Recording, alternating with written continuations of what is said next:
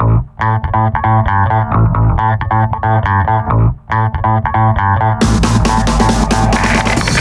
to the Kung Fu Drive-In Podcast. Adjust your speaker box, sit back, relax, and remember, your Kung Fu may be good, but mine is better.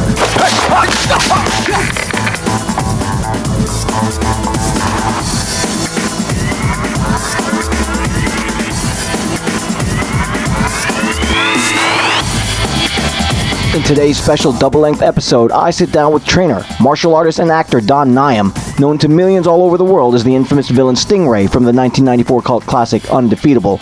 Welcome to the Kung Fu Drive-In Podcast. I'm your host, Jeff Vita, and we're about to find out what makes Don Niam truly undefeatable.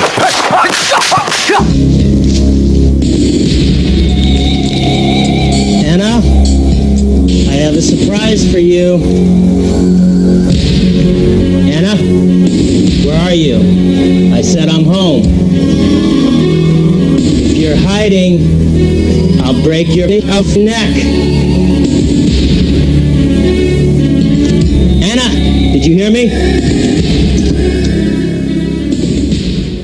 So my special guest tonight on the Kung Fu Drive-In Podcast is Don Niam.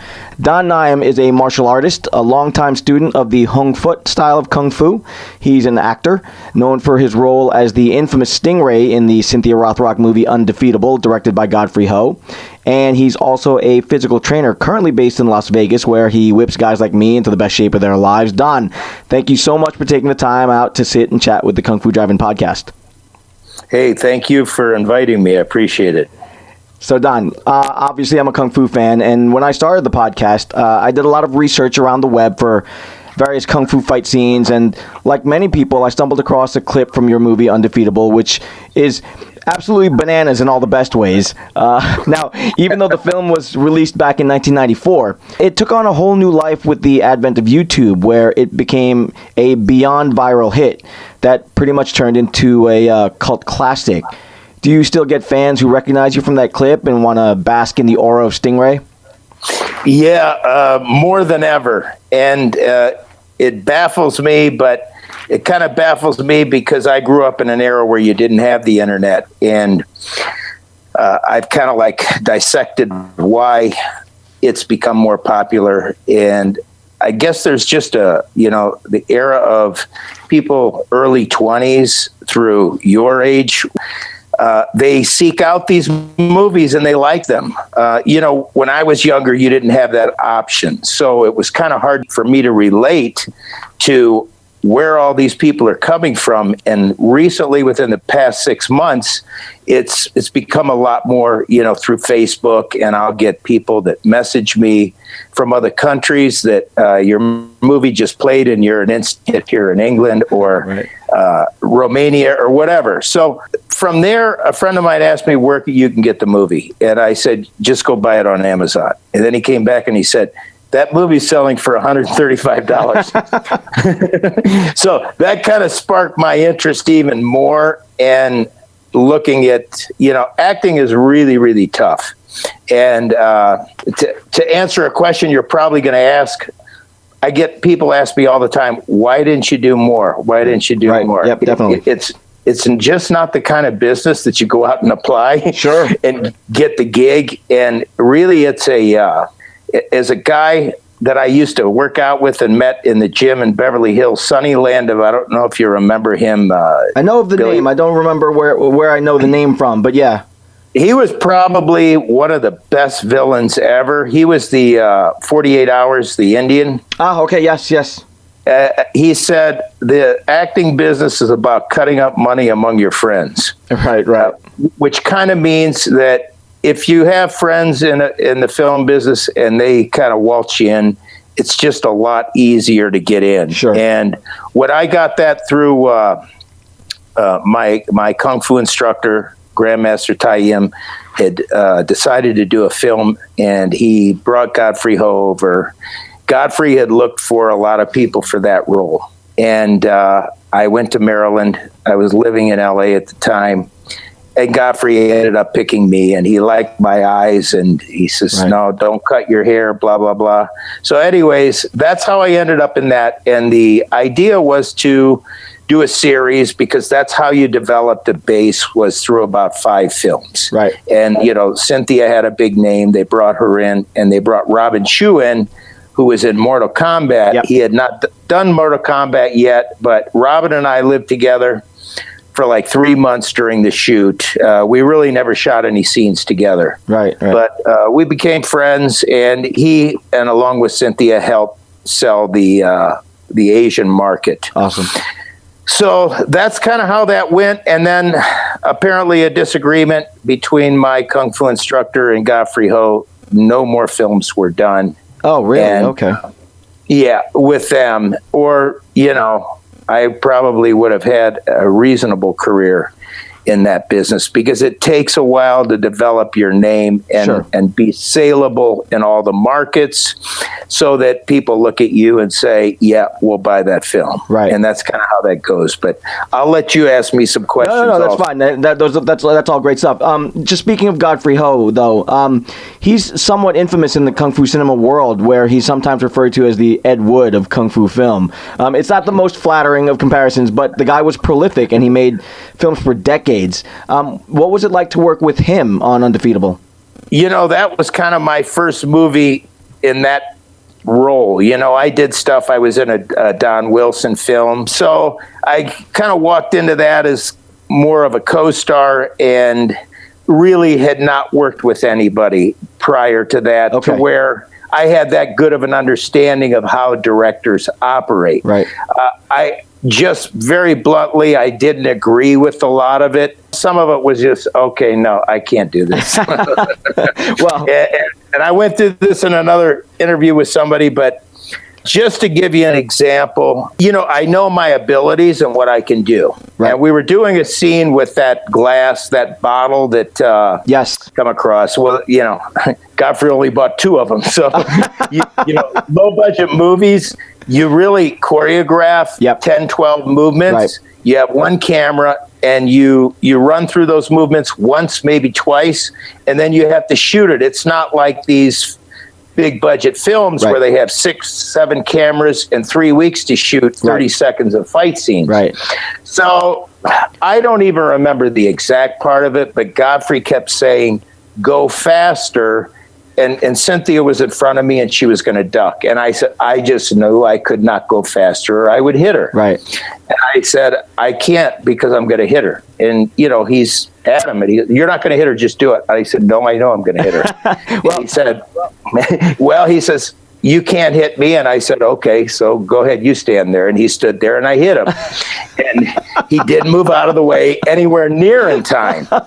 And he just kind of looked around like a deer staring into headlights, and walked away. And then we continued on. Right. And there was another scene where I was whipping the girl, with the chain. And out of the clear blue, he says, okay, now rape her.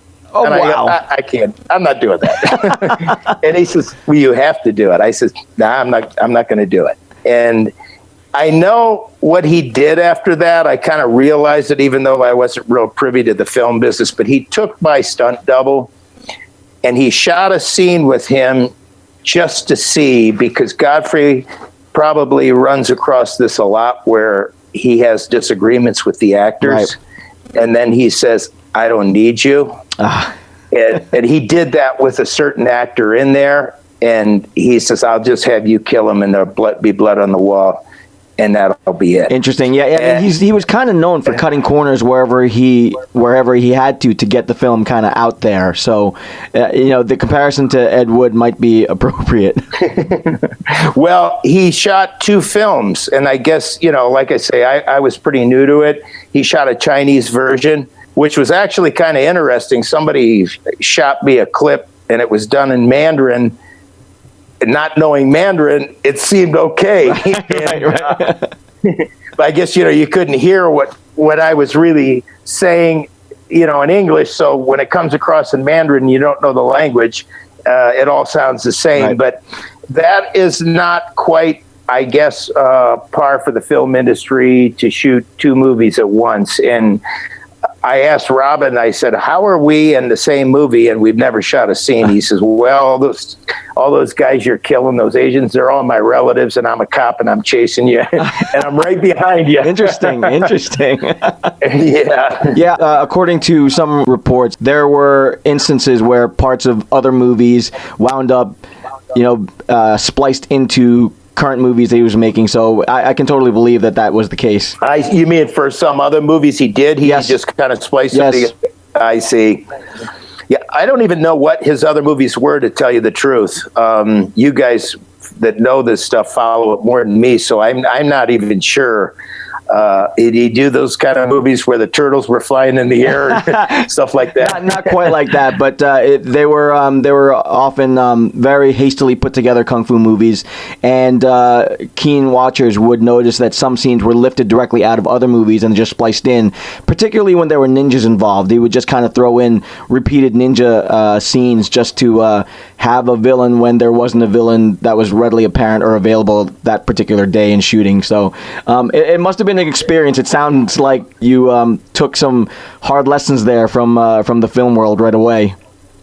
Yeah, I did. And then, I was in some other stuff, and I was in something out here in Vegas called Breaking Vegas. I had just moved out here, and I was actually managing a strip club. When I moved to LA, I ended up working in a strip club and managing one, and they allowed me to go on auditions and do stuff like that. Sure. And then when I moved back, my kung fu school had flooded really bad. Oh.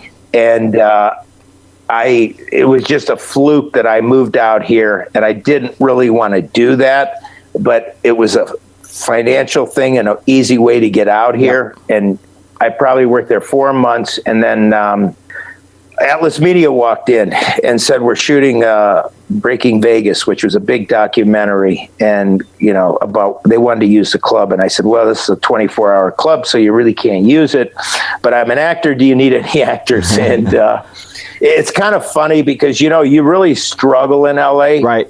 And then this guy walks in and he says, yeah, do you have a resume in that? And I said, yeah. So he came back in the club the next night. In LA, that would never happen. Sure. I mean, you could pound on their door all day long and nobody would say hello. And he came back and he grabbed my resume and headshot. And then I got a call from the producer from Atlas Media to come in to an audition. She called me Sunday night to come in for an audition Monday morning. And they sent me the sides to read. And I went in and read for this part Frank Scabletti, who was a professional dice thrower.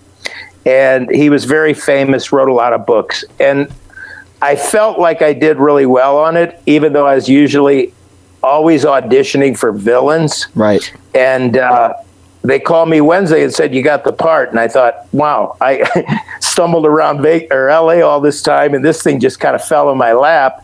But they were super, super nice people, and it gave me a taste of a little bit different, where I actually spent some screen time, because I think I probably had 25 minutes of screen time in that. Right. Hey, Dominator, how many points in a row is that? Hey, fella, seems to me we're doing pretty well without your help. Let the man shoot. Sure he did, because he wanted you for the team. We start our own team. Do you have any idea how much money we could win together? You didn't do a lot of acting before Undefeatable, and then you did a couple of things after that. Are you looking to do more acting? Yeah, I am. I left LA because I kind of looked around there, and everybody's an actor and everybody's scrambling to be one, and there's that minute percentage that actually really makes it, because you either make it or you don't in that, and it's very few that are in between. Right. And I just felt like it was a bit much. I didn't like auditioning for somebody that was 23 years old and they were deciding the fate of my future. Sure. So I kind of gave it up, and I moved out here. Then recently this sprung up about what Undefeatable was selling for, and the people that were contacting me. And, obviously that one YouTube has almost 12 million hits. So I think pretty much everybody's seen that video. And when I look at reviews, I see a lot more reviews that are positive. Whereas when it first came out, they were very negative. And I'm going, okay, how did everybody decide to change their mind about what they like about it? Sure. And certain things I find, especially from other countries like Latin America and stuff, people like the real fight scenes, right. You know, where you're not, to me, I notice a lot of the stuff is very, very animated looking now. Right. And I watched a fight scene from one movie, and they were filming it in really slow motion, which I didn't really know they did. I mean, the only thing I think they filmed in slow motion on mine was when the water spit out of your mouth. Yeah. I can't imagine they do this with big budget actors, but we had to put like paper towels and water in our mouth and let the other person hit you with an open fist. And I just know they don't do that with actors of today in these big budget films. And that was kind of part of the stuff.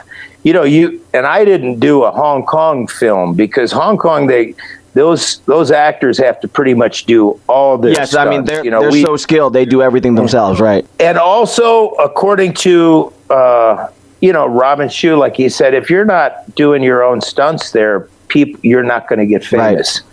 You know what I mean? It's kind of a respect thing. But anyways, I think based on that, shooting that back in the early 90s, my Kung Fu instructor choreographed a lot of it.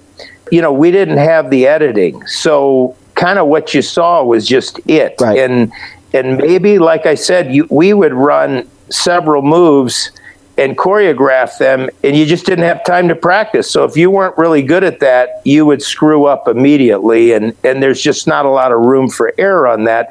And people seem to like that as opposed. I think they're getting so far away. Everybody, gets on the bandwagon, and the animation thing seems to work.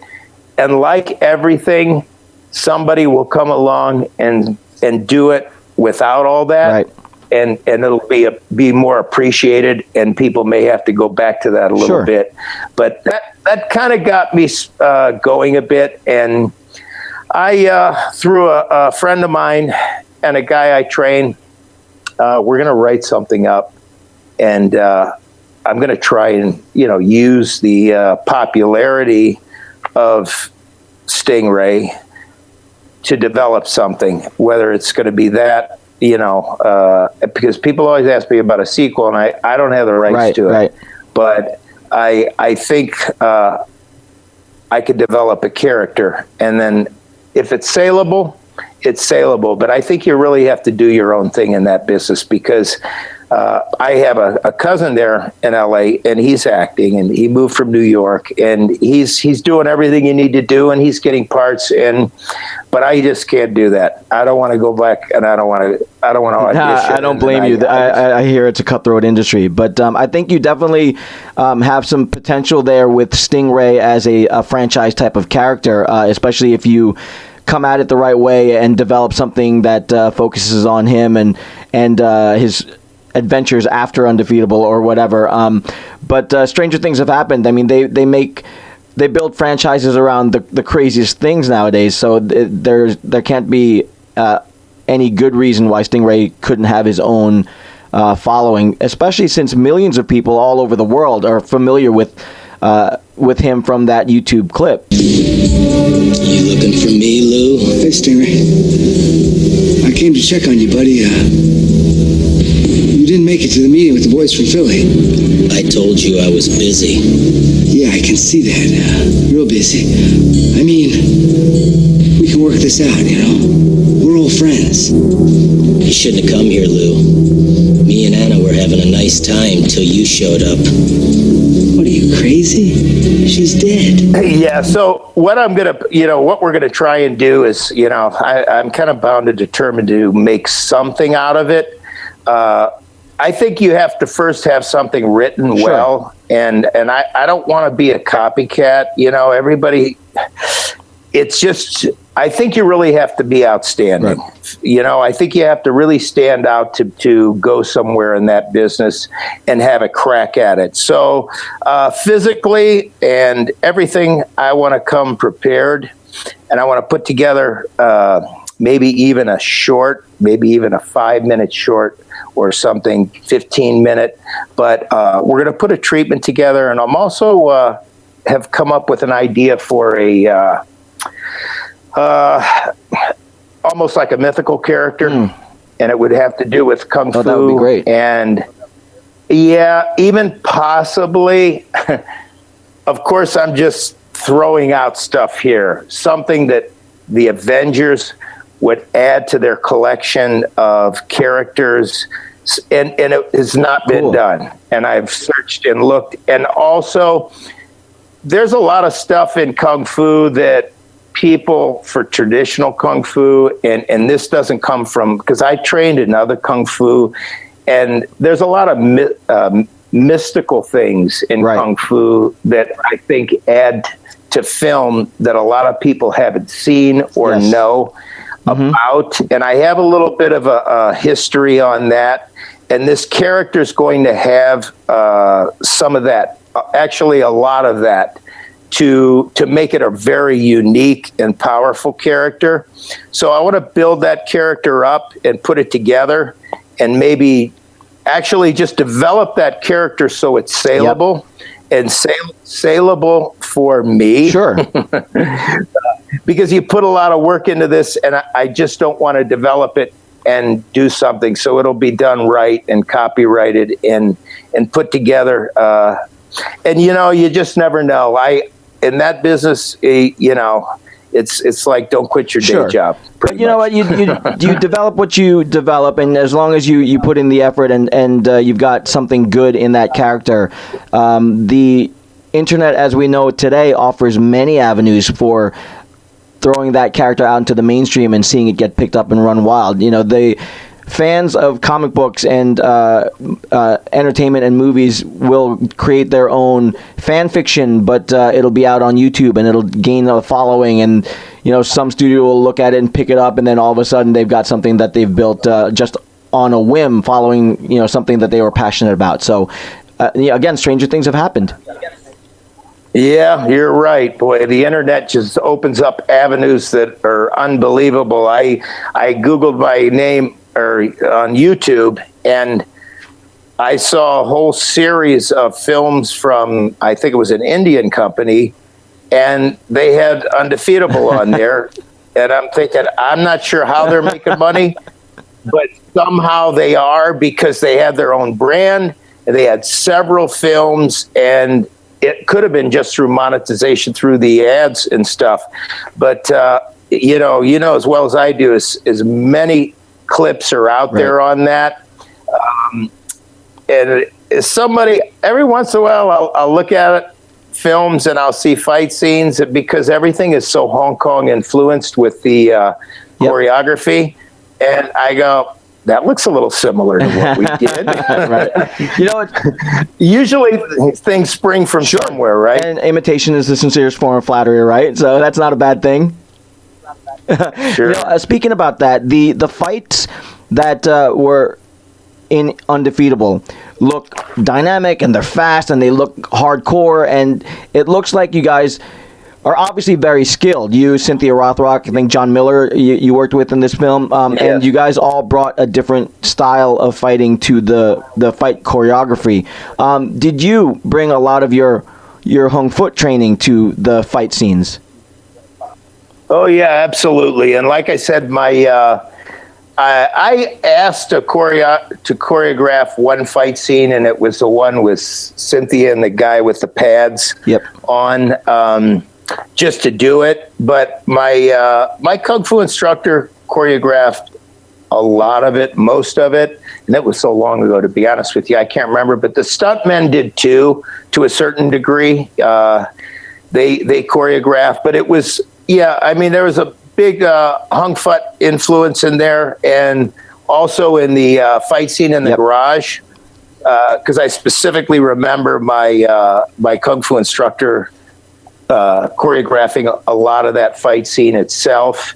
But yeah, the Hung Fut influence is in there, and overall, that type of fighting is called style fighting, where you're using traditional kung fu.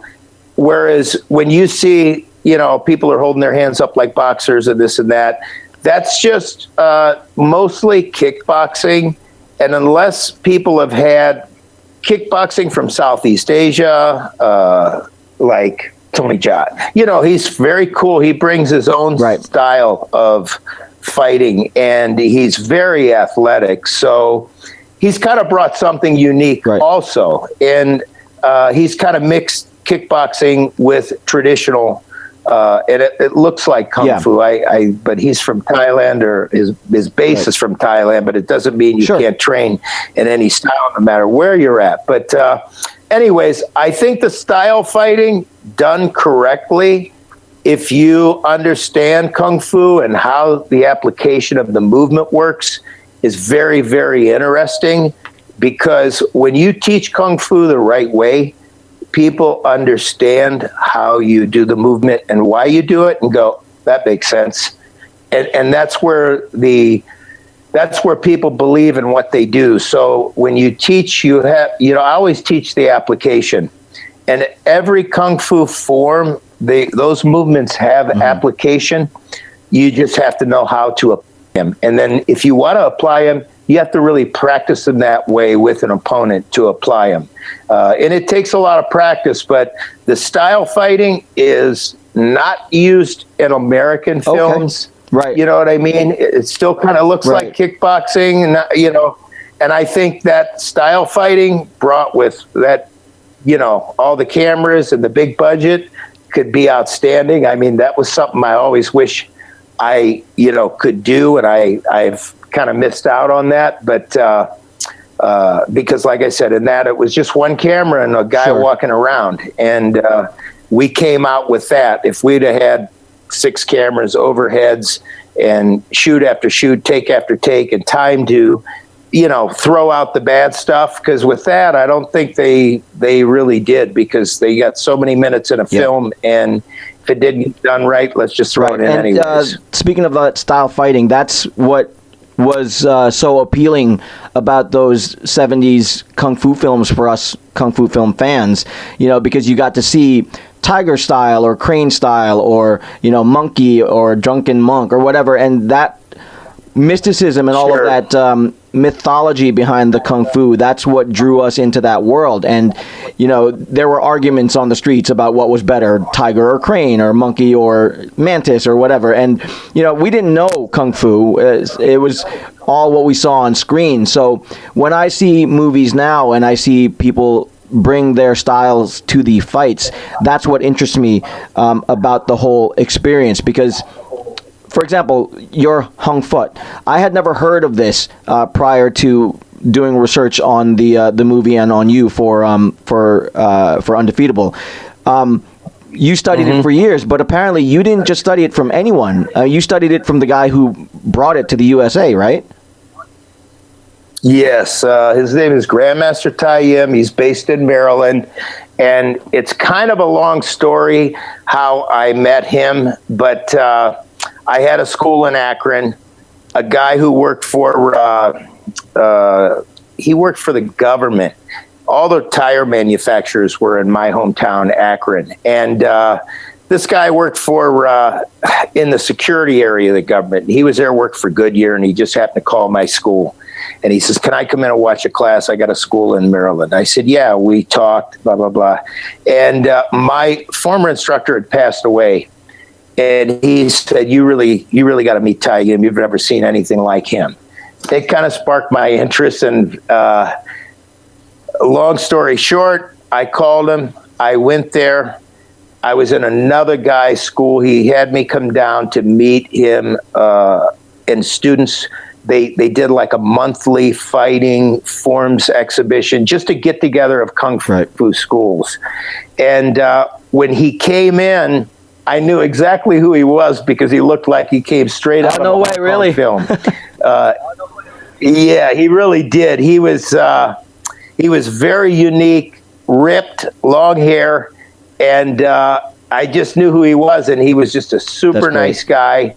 And he explained the thing about him that I really liked was he was very smart how he presented himself and his style, and it was kind of like, you'll see, he didn't say it, but you just knew without him saying and bragging, it was all there. And when I saw the demonstrations of the style and the fighting and everything, I knew that was it. According to Wikipedia, Hung Fut is a hybrid system that blends Hung Gar Fist and Fut Kung Fu. And one of the aspects that I found fascinating about it was that apparently all the movements supposedly start from the left side. Is that accurate?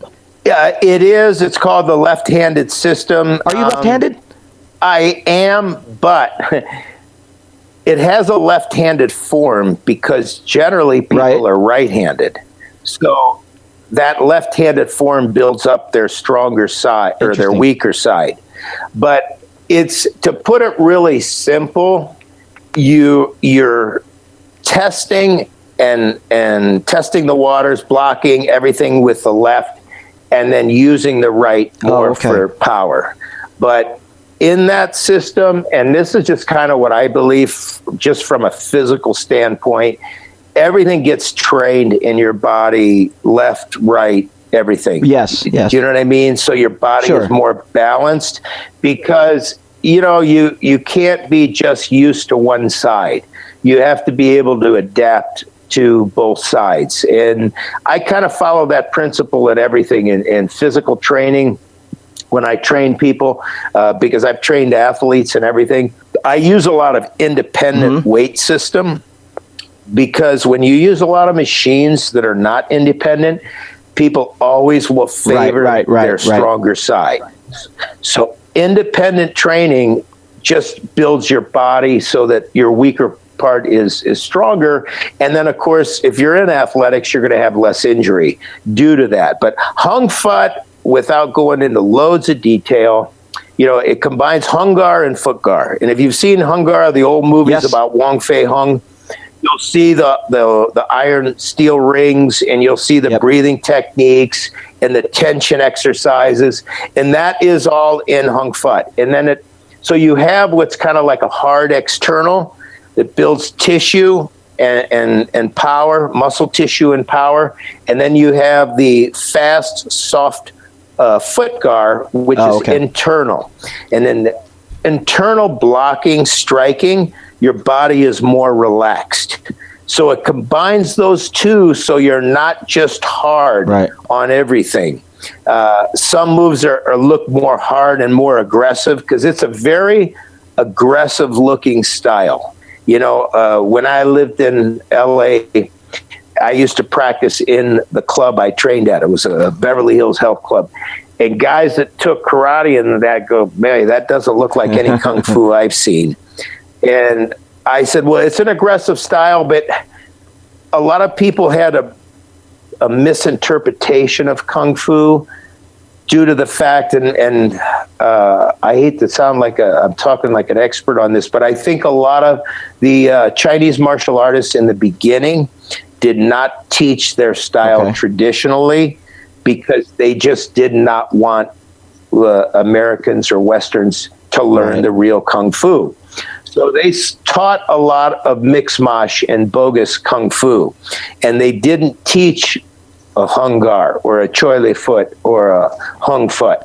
They just taught movements here and movements there, and some of it didn't make sense, or they just taught flowery movements and not the application. So kung fu kind of got a bad rap way back, and I think that is gone now. I think that's gone now. There's also a weapons element in the discipline. Have you studied that part as well? Yes, I have. I haven't studied all of the Hung Fut weapons, but some of them. And weapons are difficult training, but they're basically an extension of your hand. So in Hung Fut, you have a series of tests you have to take and do, like, you know, very hard with Kung Fu, just the very basic first test is a 5-minute horse stance, which is a wide stance, if you're familiar with, and it's thighs parallel to the floor with a staff that sounds painful. Across your legs. In traditional Western exercise, that would be considered static exercise training. What most trainers do, they have no idea about Kung Fu training, but a lot of the Western newer training methods, they try and mimic the lateral lunge from some of the movements in martial arts. Also, they do what's called a wall sit, which is really easy. I mean, I don't have anybody do that kind of stuff because to me, it's kind of a copycat of martial arts training. So I actually have them do horse. All right. So what level of mastery then have you attained in the Hung Fut system? Well, I attained what would be considered a instructor level. And I did that through long distance. When I moved to LA, I was not able to go back and train like I used to, because when I lived in Ohio, I used to go there every month. And I think that dedication was what developed a pretty good bond between myself and my instructor. And he knew I wanted to get into film. Quick interruption here, guys. For the last 10 minutes of this interview, for some reason, Google Hangouts broke down and introduced a lot of feedback to the audio. There are a lot of pops and clicks, even though you can still hear Don talk. So I apologize for that in advance and hope you continue to enjoy the interview. And with that, on with the rest of Don Niam. And that's kind of how that progressed. I was actually supposed to do Honor and Glory, which was the first one they did with Godfrey Ho. Well, I had just moved to LA because I had been waiting, and nothing was happening. And I ended up working in a health club in Beverly Hills called the Beverly Hills Health Club. And it was kind of a posh little club. And I just attained some pretty high-level clients, like the head of development for Caracal Pictures. New Line Cinema was right above us. And I signed up all these clients for training, and I says, boy, I just can't leave now. I took these people money, I signed them up, and I'm trying to be able to live here, because that's the tough part in LA is a lot of people go there and think their job is acting. and 3 months later, they're broke and they leave. And so I did, and then he said, well, we'll be doing another one. So when the next one came along, Undefeatable, that's when I went and did it. I had 13 years prior training with my other instructor in Kung Fu. And so I was in Hung Fut 2 years, and my instructor and a group of top Kung Fu teachers around the country developed a sanctioning body, which was the first one. It was, at the time, it was called, I can only remember the letters, NACMAF. And it was basically the first sanctioned Kung Fu tournament, because back then there weren't really, they weren't organized like, karate, taekwondo. So they organized this, and it was really, really big. It was held in Maryland. There were competitors from all over the world there. And I competed in the Southern style, because Hung Fut was Southern, in the Southern forms. And all the finalists, among all the people, all the countries everywhere, were all 5 finalists in Southern style were from Tai Yim Kung Fu School and me. So all the 5 finalists were Hung Fut students. And I ended up losing first place, and I took second by like 1/10 of a point to one of my instructor's students who was excellent. And I knew when it came to that, your body's fairly taxed anyways, because when you perform like that, and this was because we didn't have Kung Fu tournaments, we didn't have anything in Ohio. I mean, I sat in a little town and really didn't know much about anything outside there until I hooked up with him. And nobody ever saw me, and most of those people had trained for years and years, and I had only trained in Hung Fut for 2 years. So it kind of was, it was a very big boost for me because I ended up form-wise competing in a style that I had only trained 2 years and people had trained 10, 11, 12 years in. Wow. And I took second place, and that was a really big Kung Fu tournament just based on the fact that it was the first, and literally there were competitors from all over the world there, all other countries, and it was pretty cool. And there were more tournaments after that, but I always thought from what I saw, that was as big of a tournament just because it was the first That's awesome. sanctioned one. And there were people from Texas that had schools, and it was pretty cool. But anyways, cool. that was so that. you went on to teach Kung Fu. You're also a personal trainer now.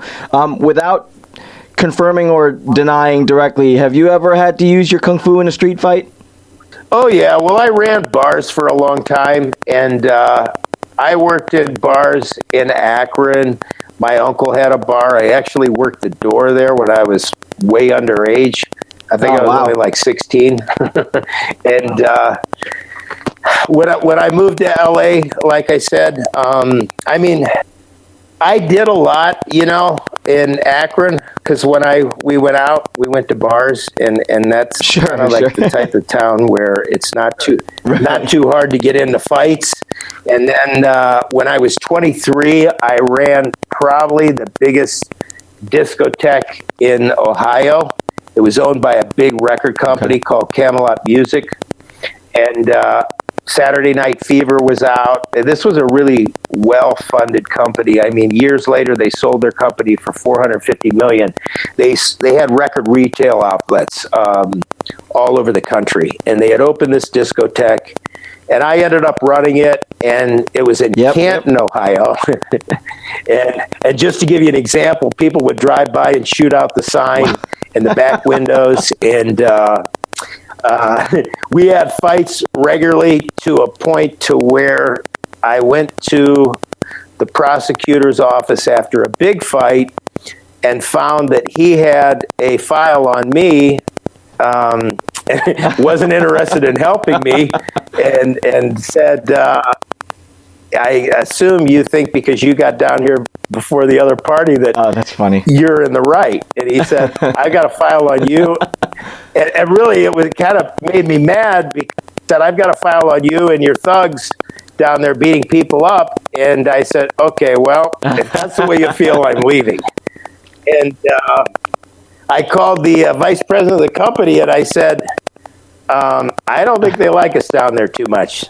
The gist of that was we went back for a meeting.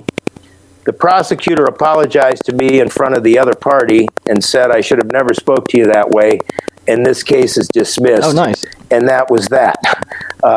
From there, you know, like I said, when I moved to LA, the strip club I ran, which was actually a world-famous strip club, and they were actually pretty good people, man. It's called the Jet Strip. It was very close to Crenshaw, and there was literally a drive-by in front of the club one night, and 5 people were killed right in front of the club. That's the kind of area it was, and that's the kind of stuff I ran across. So from there and on and on and on, and I ended up, when the economy got kind of bad, working as a host in a club out here for almost 5 years till I couldn't take it anymore. So, yeah, I've gotten in a lot of altercations, and this is my philosophy in self-defense and using anything you know is it doesn't really matter how good you look or how great your technique looks. The end result is that you hopefully win. Yeah. You know what I'm saying? Like if people say, well, it didn't quite look like that form. If I fight ugly and walk away, at least I'm walking away. That's right. If I had to go to court, I'd rather not be the guy in a full body cast. So I only have one more question, and then I want to make sure that that I get your information and plugs out there to everybody. But having been a martial artist and an actor and a personal trainer, having been involved in so many industries, what would be your dream project at this moment? To put a project together that I have in my head that I'm working on and put it out there with quality, and people see the stingray, but see the ability. After years of knowing what, and I was pretty much had to do what I did on that. And when I did the Breaking Vegas, I got a lot of good compliments off of that. And it was obviously not anywhere near that type of character. But I'm pretty creative in a lot of my ideas and things that I like to do, and I think I can come up with a lot of them. And my ideas that I'm coming up with now are pretty original, and I'd like to be able to take that and put that in a reasonably budget film to where we could do fight scenes with without looking animated and cartoonish, and you can actually see where it seems even hard for me on a lot of this stuff to see where are they supposed to be connecting or what's supposed to be it. And a lot of fight scene, is the person reacting, and a lot of people don't realize the stuntmen, the work they do, and it's not the strike, it's the reaction to the strike that actually makes part of what that scene look good. If you understand what I'm saying on that. But that would be my dream. Once you get in the acting business a little bit, and you get a little taste of it, it's a real tough bug to get rid of. Now, so if anyone wants to contact you for training or kung fu or acting opportunities, where can people find you? Well, I put my site together for the acting thing that I want to develop, and it's just my name, donnyam.com. I have several sites. My training site, which encompasses a lot, is Iron Trainer. That's a brand that I put together. It's IRONTRAINER.co. And the other one is just my name, donnyam.com. I absolutely wish you the best of luck in the future, and I will be following you on Twitter and Instagram. I know you have presences there, so I will make sure those links are available for everybody to find you, and I'll be interested to see where things go for you and for Stingray. All right, man. Thank you, Awesome. and I'll keep you so much. informed. Thanks Best a lot. Sure. Bye-bye. My sincere thanks to Don Niam for taking the time out to sit with me and chat about everything that he's been up to. If you want to keep up with everything Stingray, pay him a visit at donnyam.com and let him know you heard him here on the Kung Fu Drive-In podcast. In the meantime, if you enjoyed the show, please consider leaving me a rating or review on iTunes. It really helps us indie podcasters out. Speaking of which, Poison Clan, there's an indie project that I want you guys to check out and help out if you can. It's Black Kung Fu Chick, which is a modern-day kung fu western inspired by the martial arts movies of the 70s and 80s, set in South LA about a young girl who learns kung fu from her pre-med teacher to save lives and protect her community. You can follow her at Black Kung Fu Chick on Twitter. They have a few more days to raise the funding that they need to get this project up and going, so head on over to seedandspark.com and look for Black Kung Fu Chick, and let's see if we can help one of our own kung fu fans get this dream project up and running. For other awesome podcasts, head on over to Twitter and check out the Podern Family hashtag. And speaking of Twitter, come follow me at Kung Fu Drive-In, same on Instagram. Check out the Facebook page, Kung Fu Drive-In Podcast, or leave me an email at kungfudrivein@gmail.com. That's going to do it for today, Poison Clan. Tune in next week for more Kung Fu action, and until next time, peace. Walking to the tea house, ready for some action. Drink a little wine, we're getting drunk and then we're fighting. This time it's war. We smash the place up with a dragon claws. We're walking to the tea house, ready for some action. Drink a little wine, we're getting drunk and then we're fighting. This time it's war. We smash the place up with a dragon claws. I see the iron-fisted monk from the daily prayers. Shaolin monks on their hands, running down the 1,000 stairs. The fatally kind, now's in King Yu's hands. With the fearless Aida roaming over the land. Yeah, the little big soldier is older and wiser. He wants a world of peace because he doesn't want to fight. Yo, got the venom mob laying down the law. Bruce Lee delivered kicks, guaranteed to break jaws. Fight for the cause, then pause, hear applause. Don Niam back kicks will defeat the outlaws. Very good, but balls don't hit back. Yeah, the death jewel here, Derry is coming back.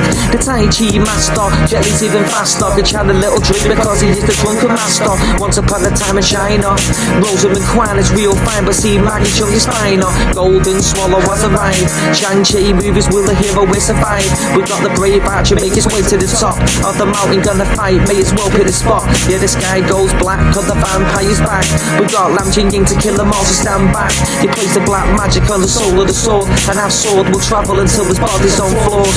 Yeah, Wing Chun, Shaolin and Mantis style. Yeah, defeat the enemy and watch him run for miles.